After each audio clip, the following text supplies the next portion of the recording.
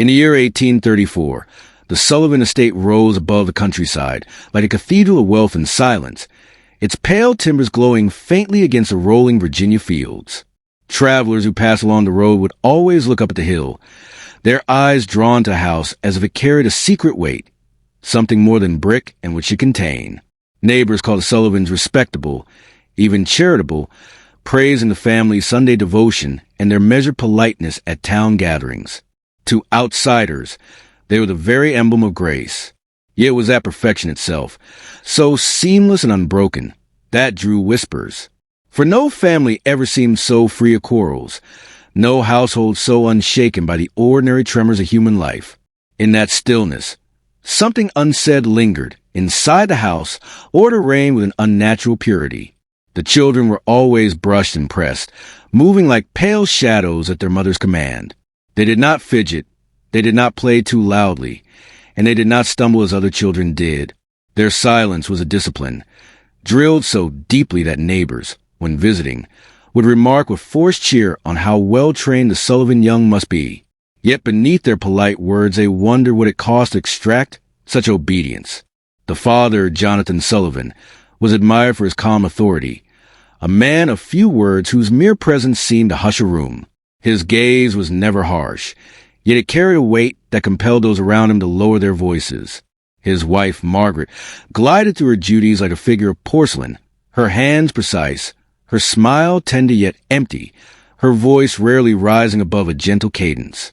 To see them together was to see the image of harmony, but to remain too long in their company was to feel something tightening, like a rope unseen. The house itself reflected this strange perfection. No shutters hung crooked, no dust clung to the corners, no child's toy lay forgotten. The furniture gleamed, polished with care that suggested ritual rather than routine. Guests might admire such diligence, yet in time they grew uneasy, for the air within carried no warmth. It was as if the walls remembered everything and allowed nothing to fade, every gesture preserved in a perfect stillness that denied decay, denied life itself. When neighbors left the house, stepping back into the forgiving clutter of their own homes, they often drew a deep breath without knowing why. Beneath the surface of admiration, the countryside carried its whispers. Some claimed that when walking near the hill at night, they saw no lamps flickering through the windows, yet they felt watched all the same. Others swore that on certain Sundays, when the family walked back from church, the air seemed to hush around them, as though the birds themselves dared not sing until the Sullivans were behind closed doors. No one spoke these suspicions openly. To accuse such a family with their piety and wealth was to invite ridicule. So the rumors sank deeper, settling like stones in the riverbed of local memory, unspoken but never lost. The children grew, yet they did not change as other children did. They smiled at the right times, bowed their heads in prayer, and answered questions politely. But they gave the impression of actors repeating lines rehearsed too long. When the neighbors' children played in the fields, running wild with grass stains and laughter, the Sullivan children watched from a distance with an unreadable stillness. They were not forbidden to join, yet they never seemed to cross that boundary of freedom. Something invisible held them back. On rare occasions, when they were caught alone, their eyes revealed a different truth, a flicker of hunger, not for food or toy, but for something deeper, darker, that no child should ever crave. It was gone in an instant, replaced with the expected calm, but the sight was enough to leave a neighbor rattled for days. Jonathan Sullivan's reputation as a landowner grew, but it was a controlled perception that truly bound the community. He gave donations to the church, sponsored repairs for the local schoolhouse, and spoke humbly of Providence. People admired his generosity, not knowing how carefully he measured each gift to cement loyalty without opening any door to intimacy. No one could say they knew Jonathan beyond his public image. He was always there, and yet, like a shadow, he could never be touched. Margaret played her part with quiet devotion, hosting luncheons where every dish was flawless, every surface gleamed, and yet not a moment lingered in memory. Guests left without recalling the taste of the meal or the sound of her laughter. Only the sensation of emptiness remained, a hollow perfection that unsettled without explanation. What no one saw was how the silence within the house was cultivated. At night, when the countryside fell still and only the wind stirred the fields, the house on the hill was awake. The Sullivans believed that order was a form of worship, a shield against decay and chaos, and so each member of the family was bound in nightly rituals. The children were made to stand in line, repeating prayers until their voices grew hoarse, their faces blank with exhaustion. Margaret moved from room to room with a candle, inspecting every object, every corner, correcting the smallest imperfection as though disobedience might seep into a crooked book or an uneven chair. Jonathan walked the halls last, listening, measuring, ensuring that not a breath was wasted, not a thought left undisciplined. These rituals were never spoken of to outsiders. They belonged to the private creed of the house, a creed that demanded silence and absolute control. To the town, the Sullivans were the model of virtue, but inside their home they worshipped not God nor family, but the stillness itself. The stillness was their altar, their punishment, their inheritance. And though the neighbors whispered and crossed themselves when passing hill, none dared to ask what price was paid for such unbroken peace. The truth was patient. It watched from the windows, waiting for the first crack in the facade. For perfection is not a blessing. Perfection is a mask, and masks were made to hide what should never be seen. The countryside of Virginia had always known the cruel silence of missing children. Some wandered too far into the woods, some drowned in the river, and some were said to be carried off by strangers passing through on the long road north. At least, that was what the parents told themselves, repeating those explanations with trembling voices until the stories hardened into truth. But the older folk remembered how the disappearances had grown more frequent since the Sullivans settled upon the hill, and though the whispers formed at the edge of their minds, they refused to let them bloom into words. To speak suspicion aloud was to risk exile, for who would accuse the pious, the generous, the ever-perfect family who prayed louder than all others and offered pies from their own table to comfort the grieving? Better to clutch silence, better to call it coincidence, than to raise a finger toward the house that loomed so clean and white against the evening sky. The Sullivans knew well the power of display. Each month their doors opened to the congregation. The rooms filled with candlelight and the murmured hymns of neighbors gathered for worship. Margaret offered pastries dusted with sugar, pies fragrant with apple and cinnamon, each slice delivered with such care that women sighed at her grace and men lowered their eyes with reverence. Jonathan led prayers with a voice that never faltered, never rose in anger or descended into sorrow, but held steady as a bell, pure and unshakable. The air around him seemed to command obedience, not through force, but through an invisible gravity that pressed upon all who listened. When he spoke of God's mercy, they nodded. When he asked for endurance in times of loss, they bowed their heads deeper. For who could suspect such a family of harboring shadows when they clothed themselves in such light? And yet, the Sullivans' children betrayed something that even the thickest mask could not fully conceal. They stood beside their mother in the yard during these gatherings, their pale hands folded, their eyes lowered as though afraid of the sky itself. They did not chatter. They did not play with the other children, and they did not chase the fireflies that rose from the grass like sparks of gold. Their obedience was so total, it disturbed the heart. A child is meant to stumble, to cry out, to laugh without reason, but the Sullivan children existed as though molded from wax, only moving when commanded. Guests would sometimes coax them with a sweet, but the little hands would take it with silent nod, the lips tasting the sugar without joy. Their innocence felt rehearsed, performed, and beneath the delicate bows of their heads there was a blankness so deep it made even the most devout visitors shiver. Whispers grew in the shadows of the gatherings. Parents watched their own children vanish into the games of the yard, saw them slip into the darkness of the fields, and too often one would fail to return. A neighbor's daughter gone at 8 years old, a boy of 10 lost in the night with no trail, but a broken shoe in the mud. Mothers wept in secret.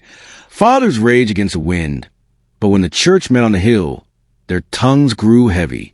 For it was Margaret who comforted them with gentle words and Jonathan who lifted a steady prayer for the lost, their voices weaving a shroud of piety over the raw wound of grief.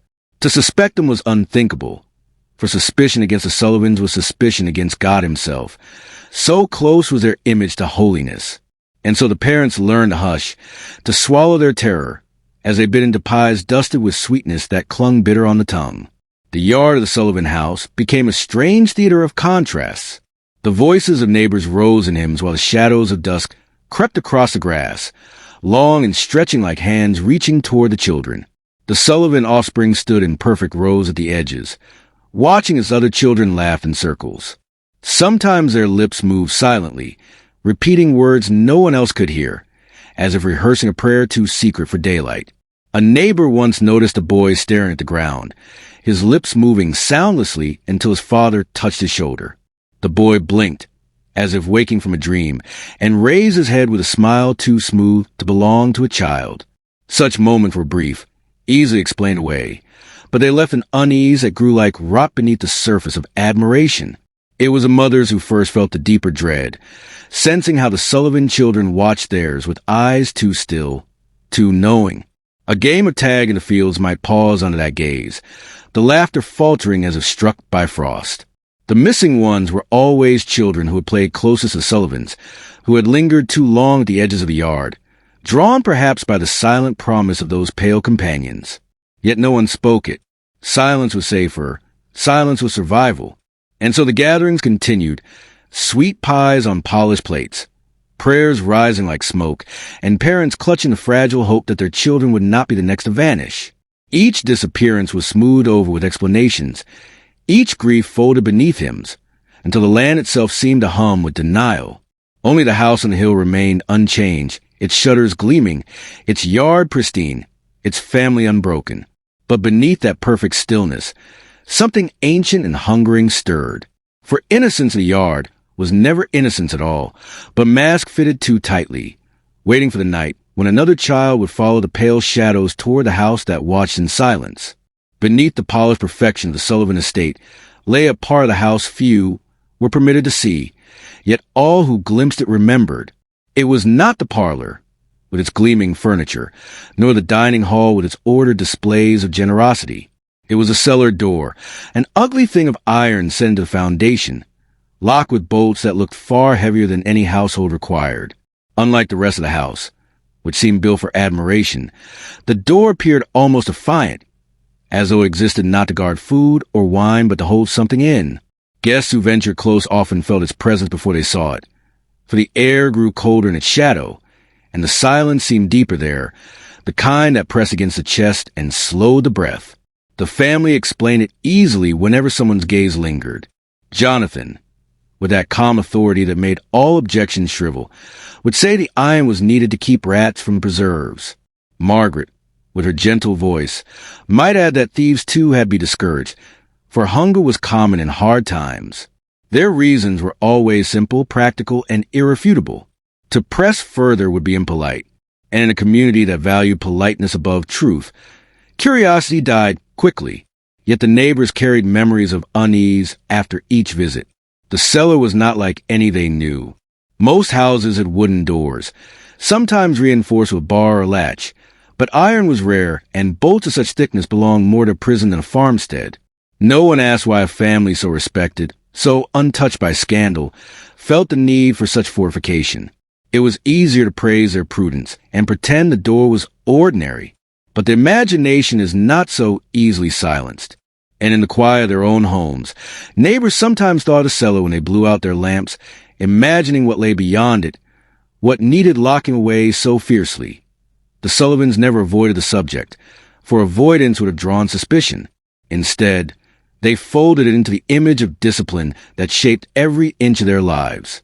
Margaret often guided visitors past the cellar stairs with a smile, remarking on the bounty preserved within. Rows of jars, she said, each filled with the fruits of the land, carefully kept for the long winter months. She spoke of jam sealed with wax, roots dried and hung, barrels filled with salted meats, all spoken in such measured tones that the listener felt guilty for doubting her. Yet no guest ever saw those jars, for the door was always locked, and the key never left Jonathan's pocket. What stirred unease more deeply was not what the eye could see, but what the ear sometimes betrayed. At night, when the land was hushed and the fields lay under a veil of moonlight, faint sounds were said to come from beneath the Sullivan house. Some spoke of tapping, like knuckles brushing wood, slow and deliberate. Others whispered of muffled thuds, a rhythm without pattern, as though something moved restlessly in the dark. The Sullivans dismissed it when asked, claiming the old beams creaked as the house settled, or that vermin scratched in the walls. Such answers satisfied the tongue, but never the heart, for those who had heard it knew the sound of settling wood. And this was not the same. This was softer, measured, almost pleading. But who would accuse? Who would risk exposing themselves as impolite, as ungrateful, as suspicious of the most pious family in the county? Children, however, were less bound by such restraint. More than once, during the gatherings at the estate, a neighbor's child would stray too close to the cellar steps. Their small hands would linger on the banister, their eyes drawn to the heavy bolts. They would tilt their heads, as if listening, their play forgotten for a moment. Parents, uneasy at the sight, would call them back sharply, ashamed of their own relief when the children obeyed. One boy later claimed he had heard someone whispering from beyond the iron, but when pressed he could not recall the words, only that they sounded like prayer. His mother scolded him for fancies, but she lay awake for many nights, hearing in memory the way his face had gone pale as he spoke. The Sullivan children themselves never approached the cellar door.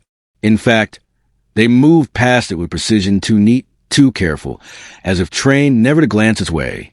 Their stillness at those moments was sharper than their usual obedience, like soldiers ignoring a battlefield wound.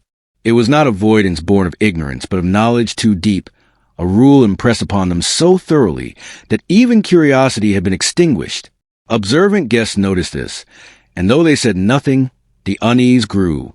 For what child does not wonder at a locked door? What force could drain away such instinct but fear? Over time, the cellar became part of the whisper mythology of the Sullivan estate.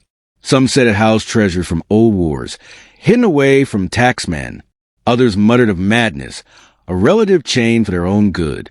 But the rumors never rose higher than a whisper, never found the courage of daylight.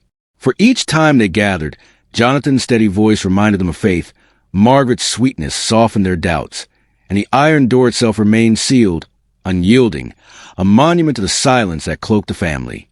Yet silence is a fragile mask. The faint tapping returned on nights when the wind was still, a slow and deliberate sound, patient as the earth. Those who heard it lay stiff in their beds, praying that it was nothing, praying that their children would not wake to hear the same. For the cellar door did not merely protect preserves from rats.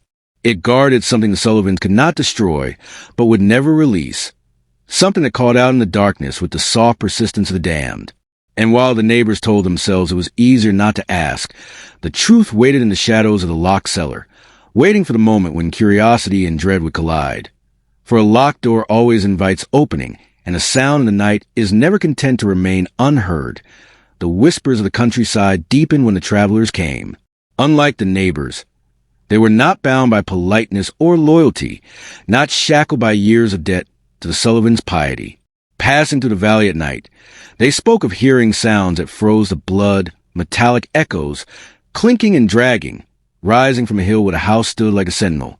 The noise was faint but unbroken, a rhythm that traveled on the still air long after midnight. The travelers called it the sound of chains. They told of hearing it while their horses shied from the road, ears pricked toward the house, nostrils flaring as if smelling something unseen. These men and women carried their stories onward, sowing unease wherever they stopped. Yet the townsfolk, hearing them, always laughed too quickly, denying too firmly, insisting the strangers had mistaken the ordinary groans of old beams or the clang of farm tools. For to accept the traveler's stories was to face something unthinkable, that the beloved family on the hill was hiding something monstrous beneath its floors. But the truth was not in the whispers or the denials. It lay behind the iron door, where no neighbor ever stepped, where no sermon ever reached.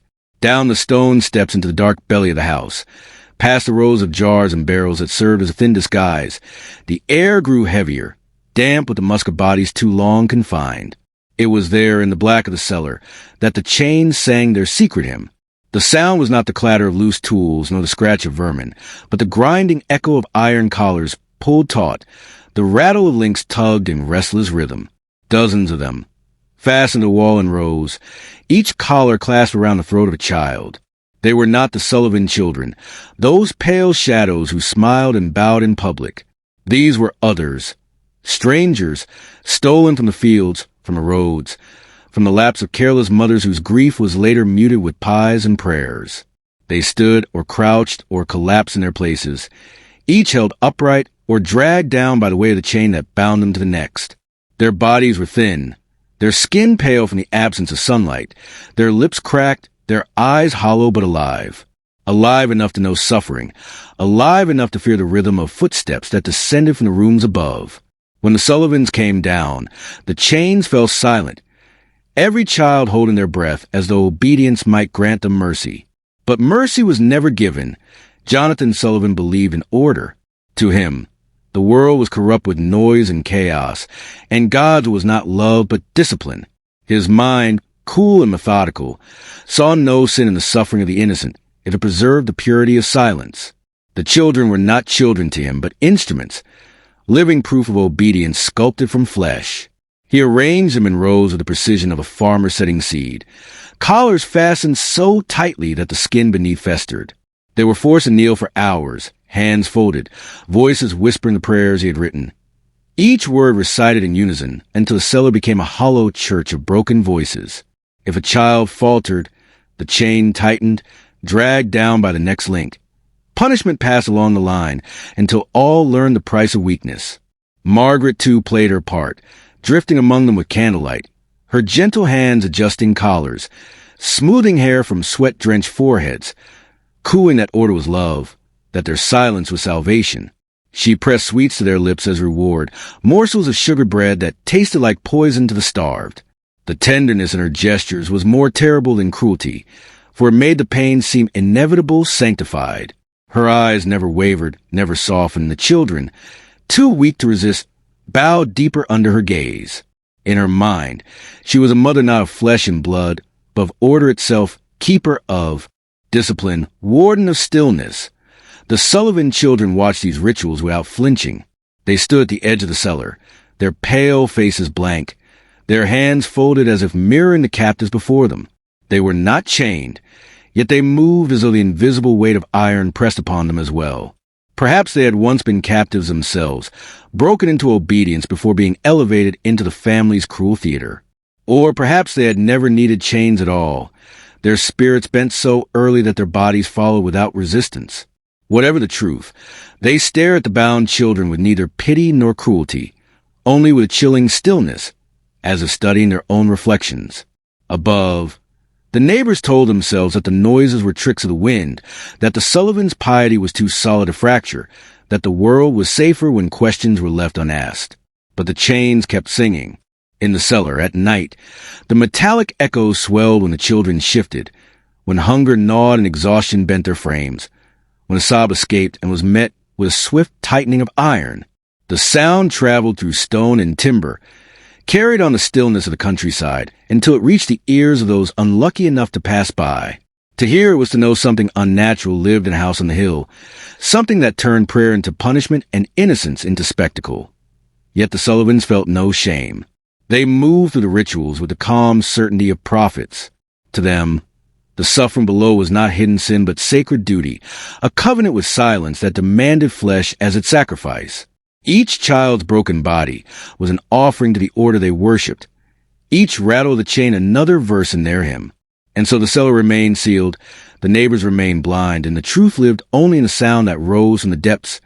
Chains grinding, children whispering prayers too soft to save them, an endless liturgy of obedience forged in iron. But chains do not sing forever. They break, or they are broken. And as the night stretched on, as the disappearances multiplied, and the whispers grew bolder, the sound of chains became more than a rumor. It became a warning, echoing from the hill into the hearts of those who tried not to hear, a reminder that beneath perfection lies hunger, and hunger never sleeps. The night within the Sullivan house was never still, though to neighbors it appeared cloaked in silence as perfect as the family's reputation. Behind those shuttered windows, after candles of the congregation had guttered out and the polite farewells faded down the road, a different service began. One not spoken of, not blessed, not meant for the light of any god. Jonathan Sullivan, patriarch, husband, father, landowner, descended into the depths of his house with a ledger tucked beneath his arm and the slow certainty of a priest preparing for sacrament. His steps did not hurry, nor did his eyes betray emotion. The cruelty that followed was not born of rage or impulse, but of discipline, deliberate and cold, as methodical as the ticking of a clock. The cellar had its own rhythm, a liturgy of chains and breath, where the children already waited in their iron collars, the air thick with sweat and mildew. They did not speak, for they knew what speech cost.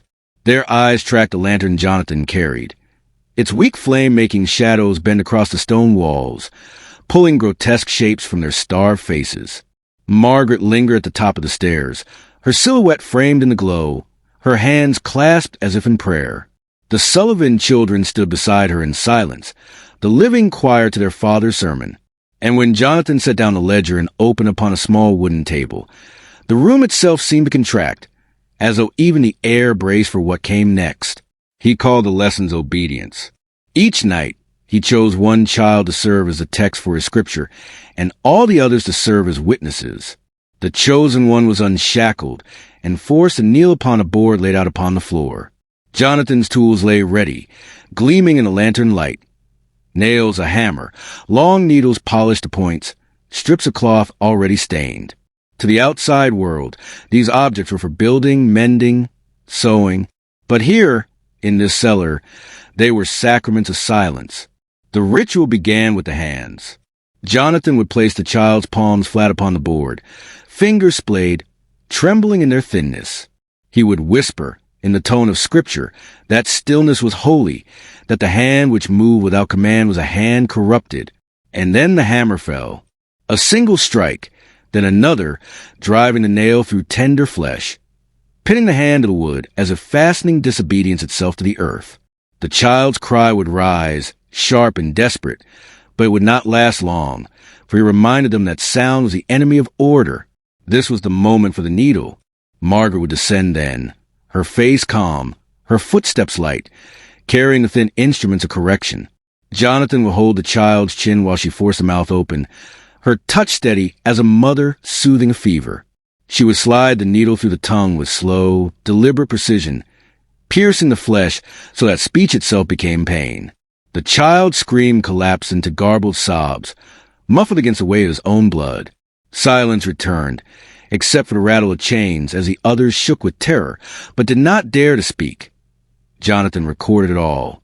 Each whimper, each gasp, each convulsion of pain was marked carefully in the ledger, his handwriting neat, unbroken. He wrote the duration of cries, the degree of resistance, the moments when silence conquered the flesh. To him, this was not cruelty but scripture, a holy record of the battle between chaos and order. He saw himself not as a tormentor, but as a chronicler of divine law, writing the gospel of silence in ink and blood. And when he closed the book at the night's end, he believed it carried more weight than any sermon spoken in the church above. The Sullivan children watched every act. They never turned away, never wept, never flinched. Their faces bore the emptiness of statues, their small hands folded in imitation of prayer. Perhaps they had once known the hammer and the needle themselves, their obedience bought in blood until no rebellion remained. Now they stood as proof of their father's creed, examples to the chained children of what the lessons demanded. Their silence was perfect, and perfection was contagious. For every cry that rose in the cellar, every plea for mercy, died quickly beneath the weight of their gaze. To see them was to know that resistance had no future. When the ritual ended, Margaret cleansed the wounds with water, wrapping the broken hands in cloth that smelled faintly of herbs, dabbing the torn tongues with salt that stung more than it healed. Her care was precise, her touch almost tender, but the tenderness was part of the punishment. It was not mercy but continuation, for healing meant the child could suffer again the next night. The lesson was endless, repeated, engraved into the flesh as deeply as it was written in Jonathan's ledger. The children's voices, when they healed enough to whisper, no longer carried the strength of defiance. Word became shallow, broken sounds, spoken only when commanded. Laughter, once instinct, had been driven from them, replaced by the reflex of silence. Even sobs dulled over time, as the body learned that every sound birthed new pain. This was Jonathan's gospel. Silence achieved not by peace, but by punishment so thorough it rewrote the soul. Above ground, the neighbors spoke of the Sullivans with awe. They marveled at the children's obedience, envied Margaret's composure, praised Jonathan's sermons. They did not see the hands wrapped in cloth, the mouths that bled when they tried to speak, the eyes that had seen too much and could never look away. The Sullivans' perfection was admired because no one wanted to imagine what perfection cost. And so the ledger filled page after page, with cries that never reached the ears of the world in time. The sound of chains became only part of the night's hymn. Now it was joined by the faint thuds of hammers striking wood, the muffled sobs behind sealed mouths, the scrape of needles pulled free of tongues. The house itself seemed to breathe with it, as though the rituals fed not only the family but the walls, the timbers, the very soil beneath. The hill became a place where silence was not peace but the echo of obedience nailed into flesh, pierced into memory, bound into scripture. Jonathan closed each night by reading aloud from his ledger, his voice calm, measured, recounting the suffering as if it were holy text. The chained children bowed their heads, listening not with belief but with the hopelessness of those who had no choice. And when he finished, when the lantern dimmed and the cellar returned to darkness, the only sound was a faint rattle of chains and the shallow breathing of those who had survived the lesson. But survival itself was no salvation. In the Sullivan house, survival meant only that tomorrow the ritual would begin again. Beneath the cellar, deeper still than the rows of chained children and the blood-stained boards of nightly punishment, there was another chamber. Few knew it existed, not even all within the family. For Jonathan Sullivan guarded its key as he guarded his creed. The sub-cell was narrow, cut into the stone foundation like a wound, its walls damp and weeping with moisture. To enter it was to step into air that carried no freshness, only the weight of confinement. It was here that Jonathan kept what he called his greatest invention, the machine of silence, the instrument of his doctrine, the chamber of breath. At its center stood the apparatus, crude yet terrible in its ingenuity, a wide bell jar of thick glass, sealed against a wooden base, connected by pipes to valves Jonathan had forged and fitted with his own hands. The device was built not for preserving food nor for study, but for disciplining the breath itself, the most basic proof of life. Jonathan believed speech began with breath, and therefore to master silence, one must first master the lungs. To him, this machine was not cruelty but revelation. He called it a teacher, one that could strip away the arrogance of voice and teach gratitude for air itself. When a child was chosen for the chamber, the others watched with dread. Jonathan moved with the same ritualistic calm as always, guiding the captive with a steady hand, as if leading them into prayer. The child was made to kneel upon the wooden platform where the jar waited, their thin chest rising and falling in terror. Iron braces fixed their arms and legs, preventing even the twitch of resistance. Then Jonathan lowered the bell jar over them, sealing it tight with a turn of the valves. The glass fogged instantly with the heat of their breath, their wide eyes staring outward in panic, reflecting the lantern light, as if pleading for rescue from a world that would not come at first. The child could breathe.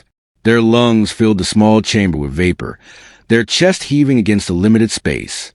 But then Jonathan would adjust the valves, slowly, deliberately, reducing the flow of air. The breath within the glass grew thin, the fog on the surface fading as oxygen waned. The child's eyes widened, lips parting as they gasped for what was vanishing, their small hands clawing against the unyielding glass. Every inhalation grew sharper, shorter, desperate. Their bodies shook as they strained for life, learning that even the act of breathing was not a right but privilege, granted or denied by the patriarch's will. When Jonathan deemed the lesson complete, he would twist the valve again, allowing a small flood of air to seep back inside. The child, collapsing in their bonds, would gulp at it with frantic gratitude, their eyes rolling with relief. Jonathan would watch with quiet satisfaction, his face unreadable, as he recorded in his ledger the precise moment the child broke, the second where desperation turned to worship of the air itself. He saw in those gulps not weakness but enlightenment, proof that silence could be engraved upon the lungs as deeply as upon the tongue or the hands. For to him, gratitude was meaningless unless born from the denial of life itself. Not all survived the chamber. Sometimes the valves remained closed too long. Sometimes the patriarch's hand lingered upon the wheel, unwilling to return breath until silence was absolute. The child inside would weaken, their gasps turning shallow, their small frame twitching, their eyes glazing with the cold film of death. When this happened, Jonathan did not grieve. He saw failure not in himself but in the child who could not endure, whose spirit cracked before discipline was complete. Their bodies were not removed from the chamber. He left them sealed within, pale faces pressed to glass, hair floating in stagnant air, preserved as warnings to the living. The other children, when brought to the chamber, had no need of explanation. They saw their companions frozen within the bell jar, mouths open in eternal gasp, hands clawing against the sides, and they knew obedience was no longer a choice but survival. Margaret approved of the chamber in her quiet way. She called it the purest form of lesson, for it taught that even the breath of God could be withheld. She sometimes descended with Jonathan, carrying a cloth to wipe the glass clean between punishments, smoothing away the marks of struggle as though preserving the sanctity of the machine. To her, the sight of a child gulping air after near suffocation was beautiful, proof that discipline had made them grateful for the smallest mercy. And the Sullivan children, pale and voiceless, watched with their still eyes, learning once again that obedience was eternal, unbroken. Beyond even a reach of breath, above ground, the community remained blind. They did not hear the hiss of the valves, nor the desperate rattles echoing through stone. When travelers spoke of strange metallic sounds at night, the neighbors dismissed them. What they did not realize was that those sounds were not only chains, but the sigh of valves opening and closing, the faint hollow thud of bodies striking glass in panic. The hill carried those noises on the wind, disguising them as the language of night. But to those who listened closely, there was rhythm, pattern, ritual. The chamber of breath was not hidden in silence. It was woven into it, another hymn of the house that stood too perfect against the sky. The ledger grew heavier with each entry. Jonathan noted the minutes each child could endure without air, the precise second their eyes filled with terror. The instant gratitude overtook fear. He wrote with the same devotion as Scripture, convinced these records would outlast him, that they were not merely punishments but revelations, instructions for generations yet to come. In his mind, the chamber of breath was not cruelty. It was salvation, and he, the prophet who had discovered it. The children chained in the outer cellar knew otherwise. They did not see salvation in the bell jar, only death and despair. They knew the machine as a devourer, a glass tomb that held the screams of the past and the silence of the present.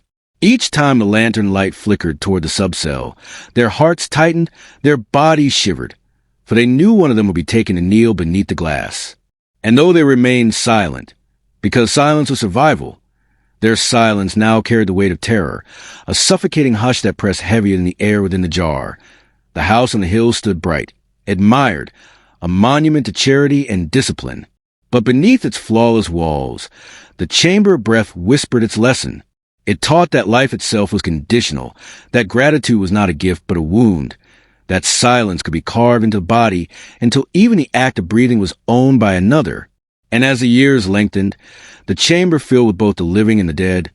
Each child another verse in Jonathan Sullivan's scriptural obedience, I end time. Even the sound of chains faded against the deeper, more terrible rhythm.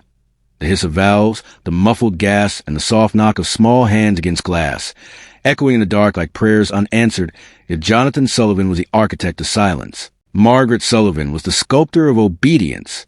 Where her husband's lessons were precise and methodical, hers carried a strange intimacy, a quiet cruelty dressed in tenderness. She believed that order was not only written in ledgers or measured in the length of breath, but also stitched into the flesh itself, bound into the body so it could never escape. While Jonathan spoke of discipline like scripture, Margaret practiced it like art. Her canvas was living children, and her rituals were inventions of her own, each born of mind that saw devotion not in prayer, but in pain carefully arranged. In the hidden chamber beneath the hill, where chains rattled and the bell jar gleamed with condensation, Margaret devised her ceremonies.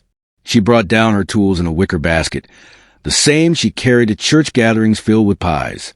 Within it were needles, spools of coarse twine, small scissors blackened with rust, and bowls of light disguised as washwater.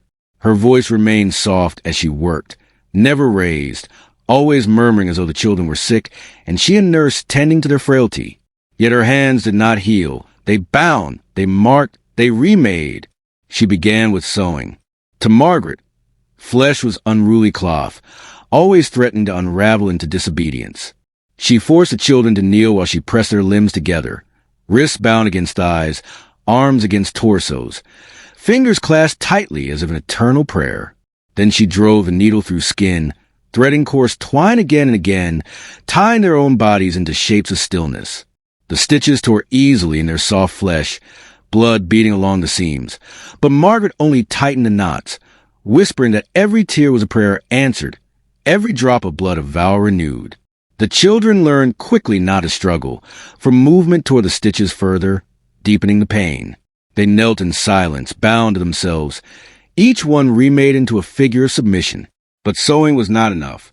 Margaret hungered to erase the last traces of individuality from the children, to strip them of the humanity that might resist her order.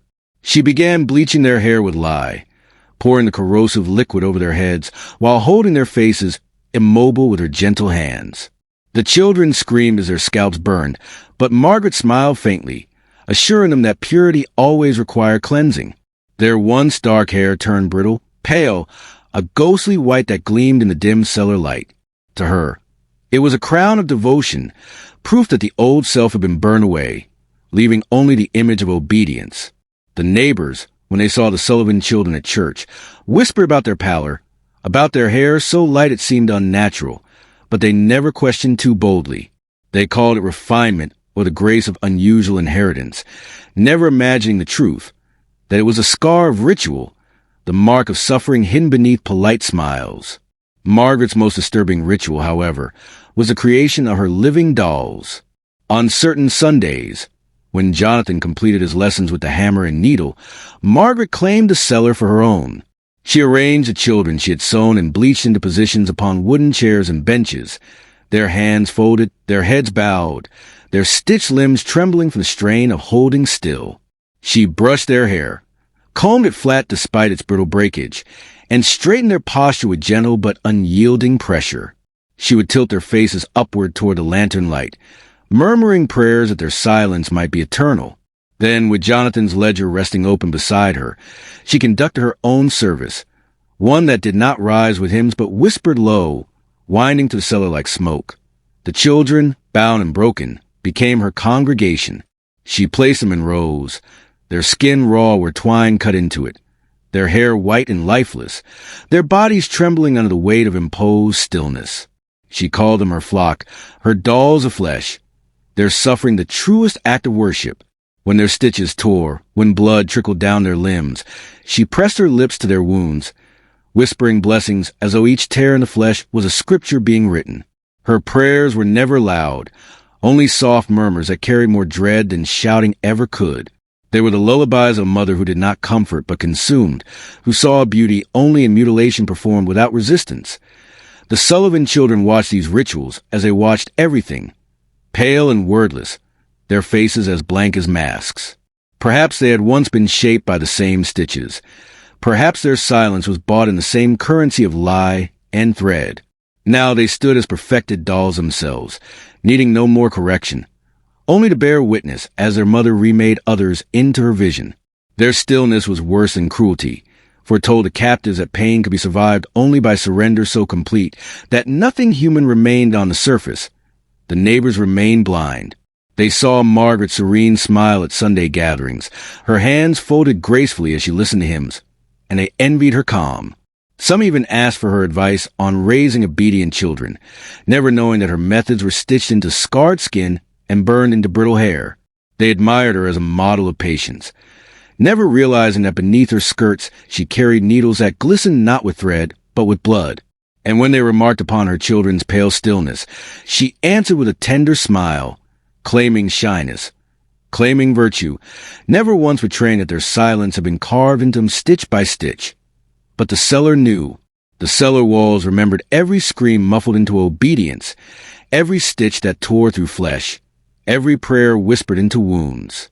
The damp air clung to the children like a second skin, sealing their pain into the stone. And though they learned not to cry out, their eyes told the truth. In the flicker of lantern light, those hollow eyes reflected the horror of what they had become, living dolls, bound and broken, posed to please a matriarch who saw them not as souls, but as fabric to be cut, stitched, and displayed. Margaret believed she was binding them to God. In her mind, each stitch was a tether, each burn a purification, each doll another idol raised in silent devotion. She did not see monsters when she looked upon the cellar rows. She saw saints. Their bodies offered as proof that discipline was divine.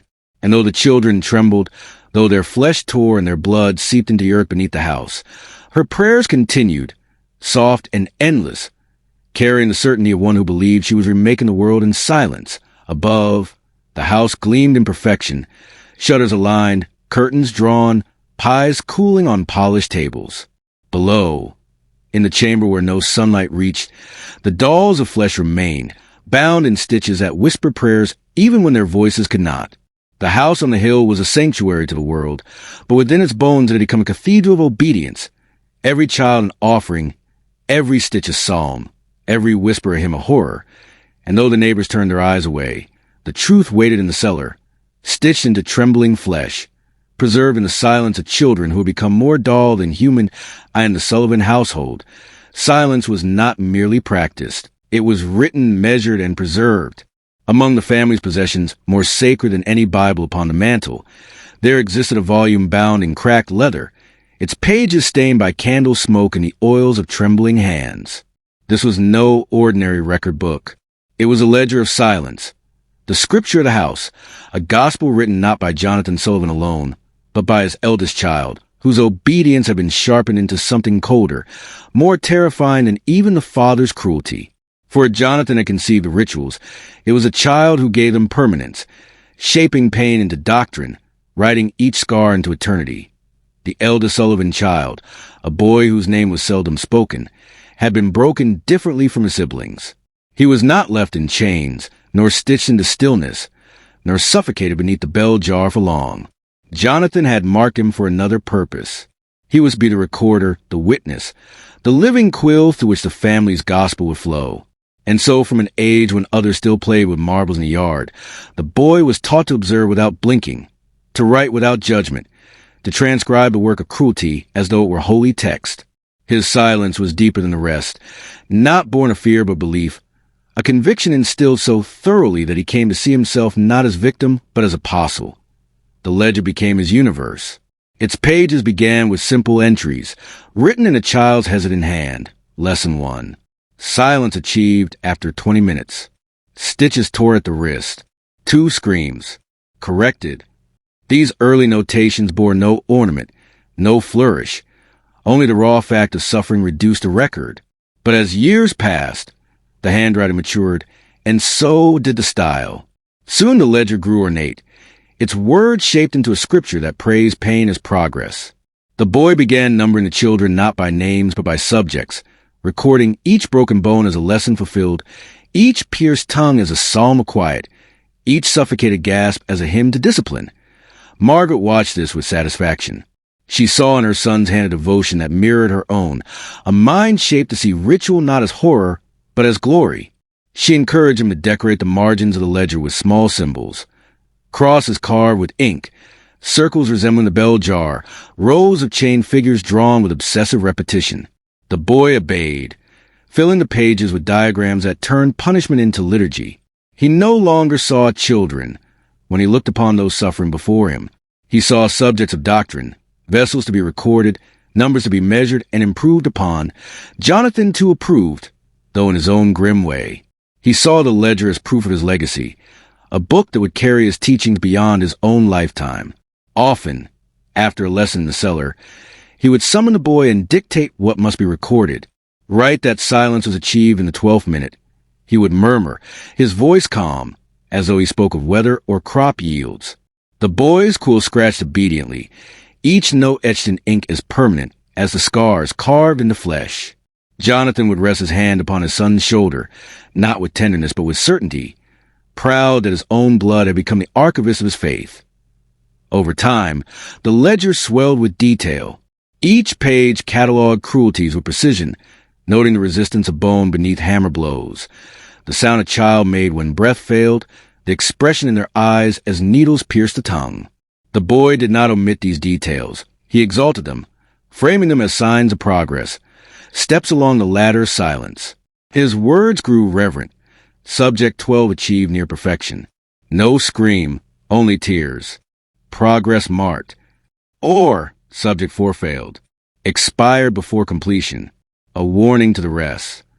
To an outsider, these lines would be evidence of atrocity. To the Sullivan family, they were scripture, sacred texts born from devotion. The boy believed he was holy. Each night, after recording, he read his words back by candlelight, lips moving soundlessly as his eyes traced the lines.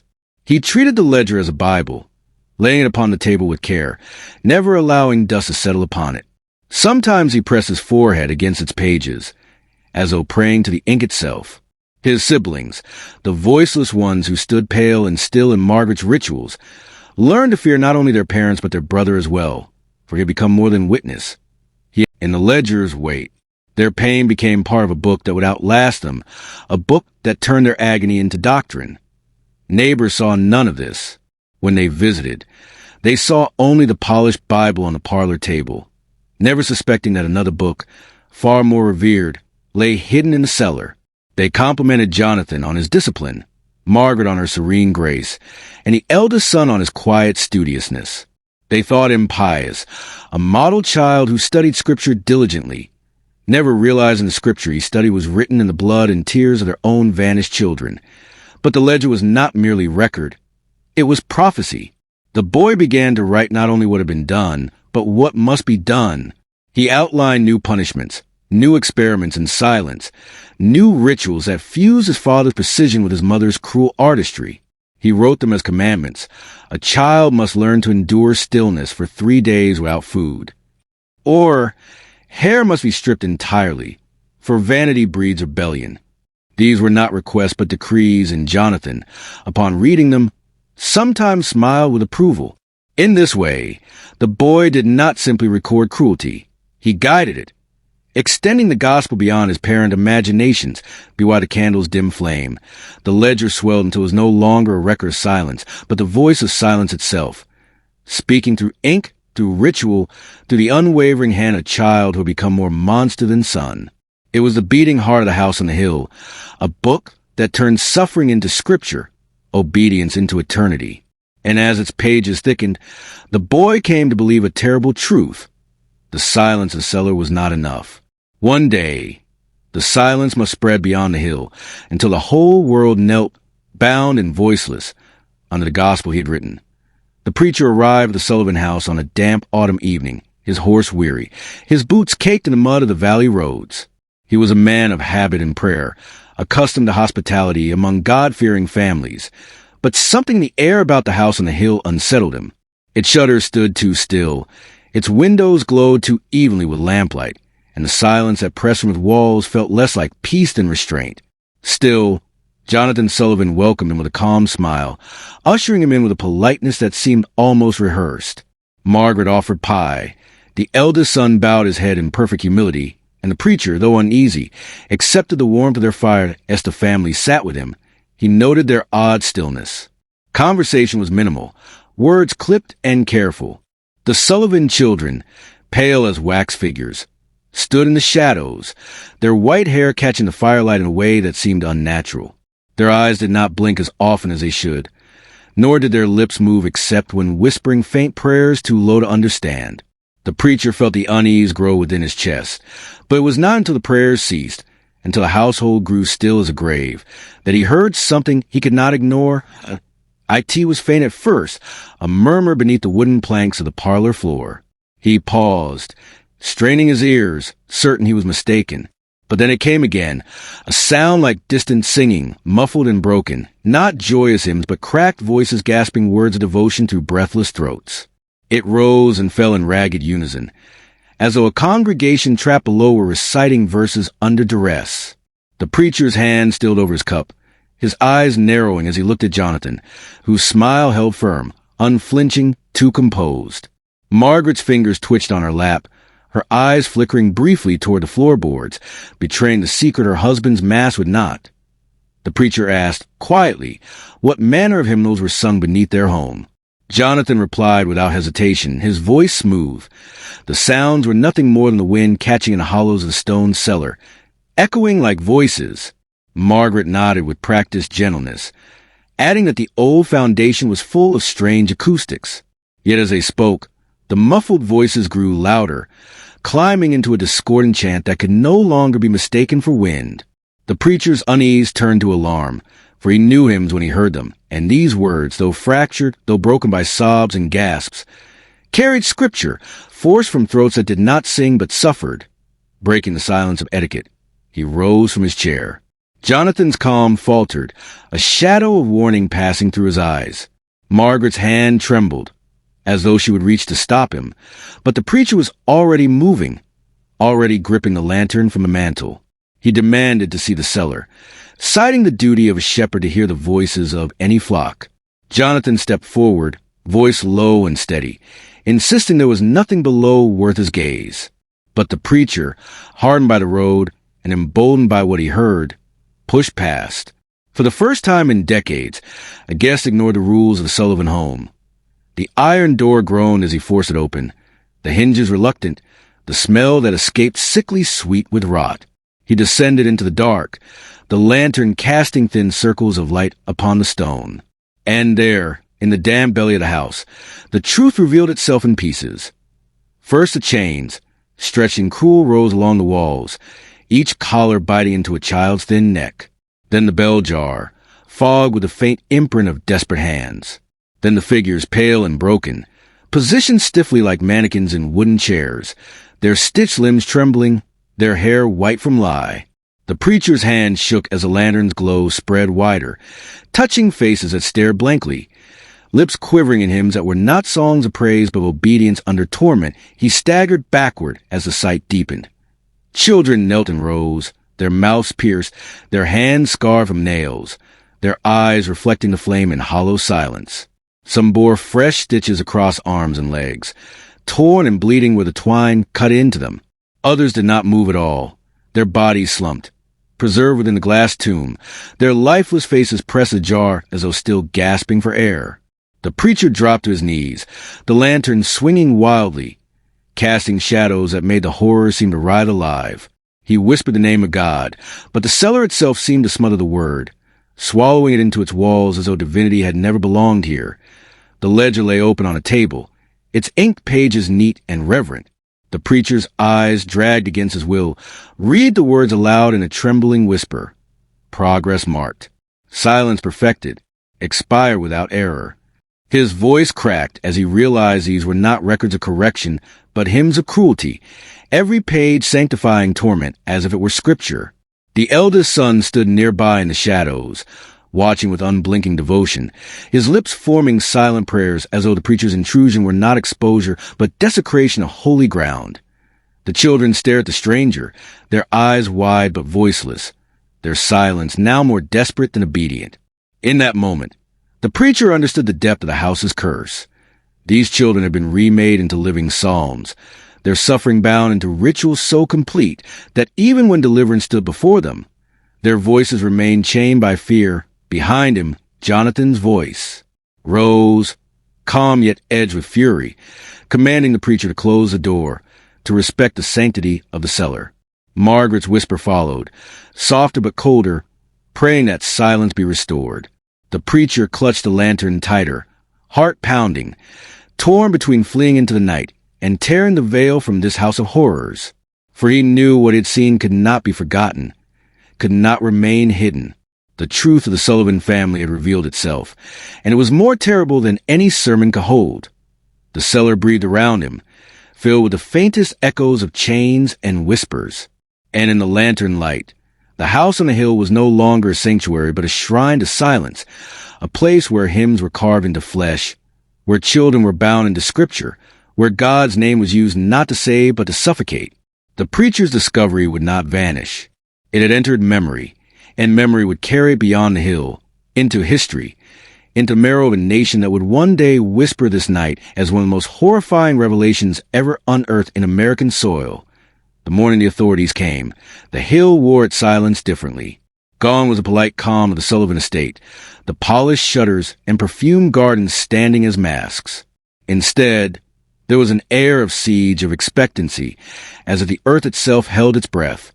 A small crowd had gathered at the edge of the property, drawn by whispers carried overnight from a preacher who had stumbled through town pale and trembling, stammering only fragments. Children, chains, hymns beneath the floor. He had collapsed at the church steps before dawn, and by daylight the sheriff and his men, lanterns in hand and rifles slung across their shoulders, climbed toward the house on the hill with grim determination. Jonathan met them at the door, his face calm, his posture impeccable. Margaret hovered at his side, her hands folded with unnatural serenity. The eldest son stood behind them, silent, clutching the leather ledger against his chest like scripture. The sheriff demanded entry. Jonathan's smile did not falter, though it cracked slightly at the edges as the men pushed past him without courtesy, breaking the unspoken code that had shielded this family for years. The neighbors who followed lingered in the doorway, uneasy but compelled by morbid curiosity. None of them yet understood what awaited beneath their feet. The cellar door was forced open, iron hinges shrieking against their rusted bolts.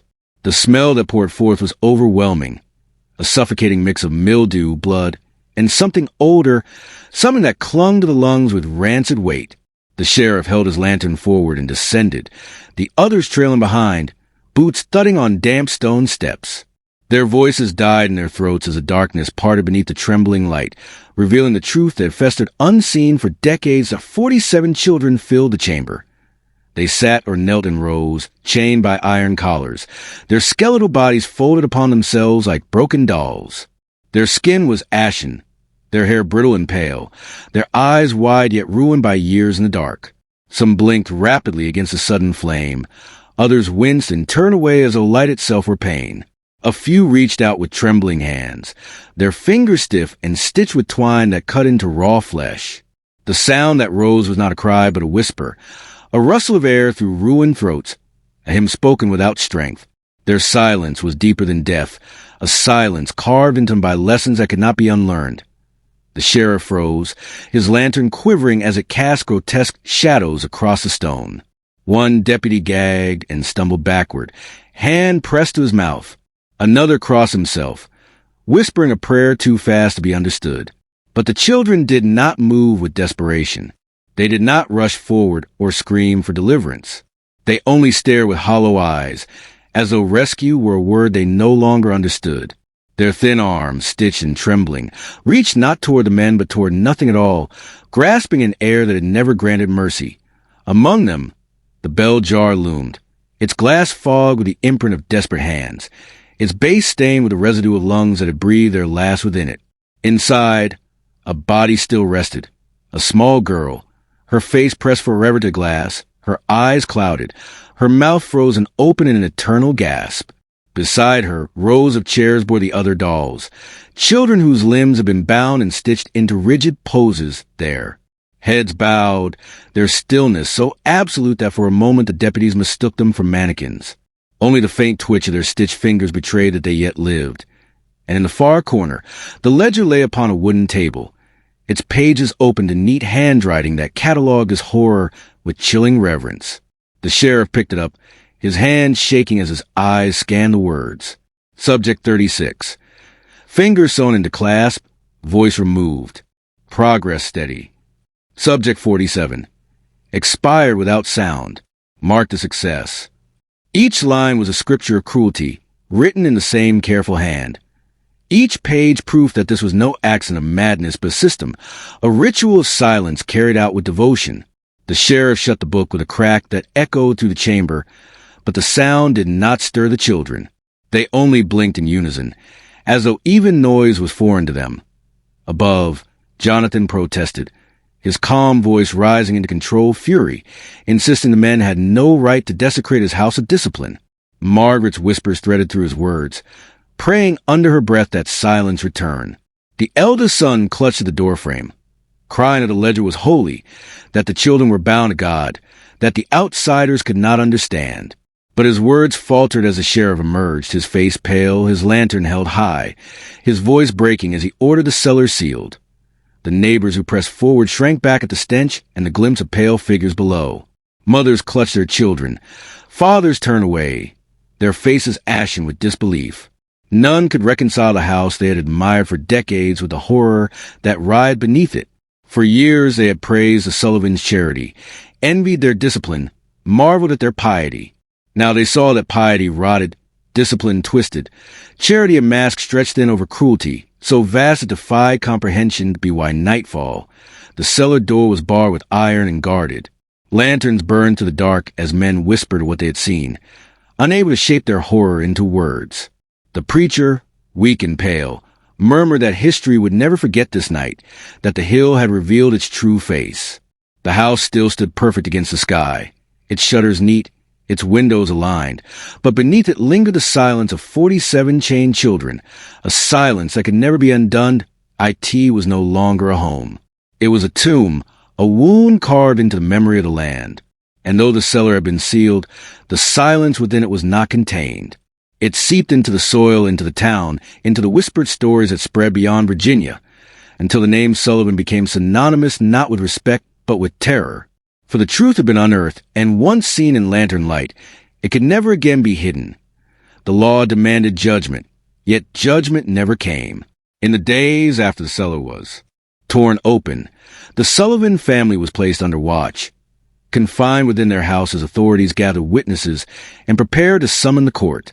Neighbors whispered that at last the mask had fallen, that justice would soon balance the scales for every vanished child, every muffled hymn, every stitch torn in the dark. But the Sullivans remained composed. Jonathan carried himself with unbroken calm. Margaret whispered her prayers with steady tongue, and the eldest son clutched the ledger to his chest as if it were armor. They did not tremble at the threat of trial. They did not beg for mercy. They behaved as though judgment belonged to them alone. To be why the third night, guards stationed outside the home reported strange unease. The windows of the house glowed, though no movement stirred within. The voices of the chained children, taken from the cellar and dispersed in nearby homes for care, still carried faintly on the wind, as if echoes of their suffering clung to the walls. The air was heavy with a stench that no amount of cleansing could remove, a rot buried deep in the beams themselves. Some guards swore they heard footsteps pacing inside long after the family should have been at rest. Others claimed to see shadows in the upper windows, not walking but standing still, staring outward into the dark. On the morning when court officers finally arrived to transport the Sullivans, the house was empty. The doors stood open, the chairs untouched, the hearth cold. Food remained upon the table as if breakfast had been interrupted. But Jonathan, Margaret, their children, every trace of them was gone. The neighbors whispered tracks in the soil leading toward the woods, a thin line of prints that vanished deeper among the trees. Some claimed they had seen the family moving in silence through the fog at dawn, walking single file into forest, faces blank, eyes forward, as though obeying a summons no one else could hear. None saw them return. The authorities searched. Posses combed the valleys and riversides, lanterns flashing through the undergrowth, rifles ready in trembling hands. For weeks they dragged the river, overturned barns, and questioned travelers. No bodies were ever found, no graves disturbed. The Sullivans had disappeared as completely as if the earth itself had swallowed them. In their absence, rumor became trial. Some swore the family had fled westward, carrying their gospel of silence into another frontier. Others muttered that the woods had claimed them, that the very land had devoured the Sullivans in retribution for what they had done. A few dared whisper that Jonathan had led his family into ritual sacrifice, that the chains had not been enough, that in vanishing they had sealed their doctrine in blood. Fury consumed the town. Parents, emboldened now by horror, demanded the Sullivan property be destroyed. They feared the cellar most of all, the stone wound in the hill that had held 47 children. Men with torches and axes came by night, and the crowd gathered behind them, silent and grim. They tore down the shutters, ripped through the boards, set fire to the curtains and beams until flames roared against the sky. The Sullivan house, so pristine for decades, so admired in its cold perfection, crackled and shrieked as fire consumed it. Sparks rained down the slope as if the hill itself were trying to shed its burden of sin. Yet when the flames reached the cellar, they faltered. The stone walls held fast, swallowing heat but not breaking. The iron door, warped and blackened, did not yield. Even as the upper house collapsed into cinders, the cellar yawned beneath it, untouched but for smoke stains, its floor still scarred with the grooves of chains, its air still heavy with the memory of breath stolen. By dawn, the house was ash, the hill a scorched wound. But the cellar remained, a dark mouth in the earth, resisting destruction as though it had claimed permanence. The townspeople, shaken, ordered the opening sealed. They brought stones and earth, covering the cellar beneath layers of soil until no trace of its door could be seen. Yet those who lived nearest swore the silence lingered, pressing up to the ground, heavy as ever. Children refused to play on the hill. Farmers avoided its shadow. Travelers reported strange unease when they passed. Some even claimed they could still hear faint tapping from beneath the soil, like the memory of small hands begging release. There was no trial. There was no judgment. The Sullivans simply ceased to exist, their gospel of silence left unfinished but never forgotten. The 47 children who survived would carry their scars into adulthood, their voices damaged, their bodies marred by stitches and chains. The land itself bore its own scar, the blackened shell of a house that had pretended to be holy, and the sealed cellar that defied even fire. History remembers verdicts and sentences, but here there was neither. Only absence, only whispers, only the certainty that something had been left behind in the ground, something that refused to burn. The hill stood bare, yet its silence grew heavier than ever. The neighbors called it a scar upon the county, a place where justice had been promised but never delivered. They spoke of the night the family vanished as the night judgment failed, a wound in memory that no verdict could close. And though the Sullivans walked into the woods and were never seen again, their house, their cellar, and their silence remained, a reminder that some evils resist even fire. Lingering long after the guilty have gone by in the months that followed the burning of the Sullivan estate, Virginia found itself wrestling with more than one family's evil. It had stumbled upon a question that cut deeper. How many others had hidden their sins beneath floorboards, behind locked doors, beneath the veneer of prayer? The Sullivan cellar was not just a chamber of chains. It was a mirror, showing the weakness of society that had never thought to look too closely at what discipline costs when left unchecked. The legislature convened hastily that winter, driven by outrage from both newspapers and pulpits. Proposals moved quickly. Laws to restrict the construction of basements in orphanages. Laws requiring inspection of religious homes that took in children. Laws demanding open records where once secrecy had been tolerated. In Richmond, voices thundered that never again should a cellar be trusted without light. Never again should child silence be mistaken for obedience. Inspectors were appointed, some zealous, others merely performing ritual visits. But the motion itself was new. The belief that privacy in matters of discipline could no longer be absolute. But law alone could not erase memory. Across Virginia, parents who had once praised the Sullivans now shuddered at their own blindness. They recalled Sunday afternoons when the family sat in polished rows, children unnaturally still, their pale faces raised in piety. They remembered admiring the quiet in that house, never asking what enforced it. Guilt spread as much as horror, for the community understood that cruelty had thrived not only through the Sullivans' will, but through their neighbors' silence. The freed children, those who survived the cellar, became living testaments in town squares and courtrooms. Many could no longer speak above a whisper, their voices ruined by years of needles and forceps. Others bore hands that trembled perpetually, fingers bent where nails had once pinned them flat. They were sent to hospitals and foster homes, though care was often little more than relocation. Some grew to adulthood bearing their scars in quiet dignity, while others vanished into obscurity, never able to rebuild themselves in society that saw them as reminders of horror rather than as children in need of love. They had been bound into silence so long that many remained there, invisible even in freedom. Yet the Sullivan ledger refused to stay buried. Though the sheriff swore it had been locked in the courthouse archive, fragments began appearing in unexpected places. A torn page surfaced in a sermon, read aloud by a preacher who claimed it as proof of humanity's capacity for evil and the need for vigilance. Another fragment, stained and brittle, was smuggled into a courtroom, waved by a lawyer who argued that even written law could become perverted scripture if left unchecked. The pages seemed to travel as though they were relics, carried by hands eager to wield them as warnings. The words themselves were chilling in their calm. Subject 12, silence achieved without resistance. Subject 40, skin binding successful. All marked progress. Each time the ledger surfaced, it spread unease. For it was not just a Sullivan house that people remembered. It was a thought that others might keep ledgers of their own. If one family could transform cruelty into scripture, how many more might sanctify punishment in secret rooms? Disguising torment as devotion? The law searched for answers, but rumors spread faster than statutes. Stories of chained children beneath schoolhouses, of orphanages with barred windows hidden underground, of churches where whispers rose not in prayer, but in pain.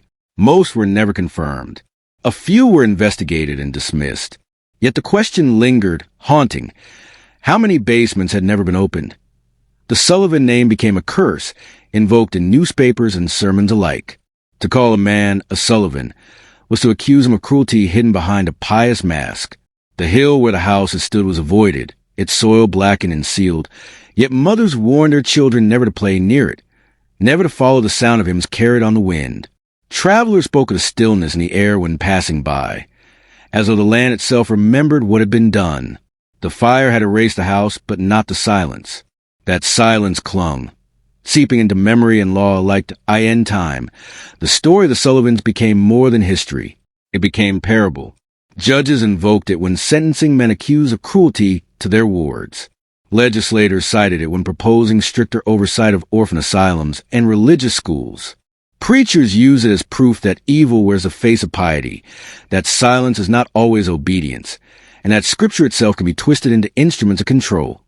Yet despite every law, every sermon, every page of the ledger preserved, the unease never fully faded, for the cellar had resisted fire, for the family had vanished without trial, for the ledger had scattered itself like seeds. What began as one house of silence became a question rooted in every town, every church, every home that kept children behind locked doors. What secrets lie in the dark, waiting for discovery, and so Virginia carried a scar written into its laws, into the whispers of its citizens, in the way strangers paused when they heard singing drift from cellars on summer nights. The Sullivans were gone, their hill abandoned, but their echo remained, not in the flesh that had withered and vanished, but in the marrow of law and memory, a reminder that cruelty thrives best where silence is mistaken for peace. For generations afterward, when builders laid the first stones of cellar or when ministers welcomed orphans into their homes, someone would always ask a question, quiet but insistent.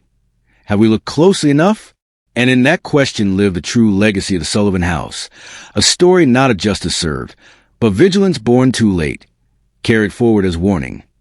The laws passed, the sermons thundered, the memories lingered, but beneath it all, the ledger's whisper remained. Progress, silence, obedience. And with it, a haunting uncertainty. How many other basements were never found?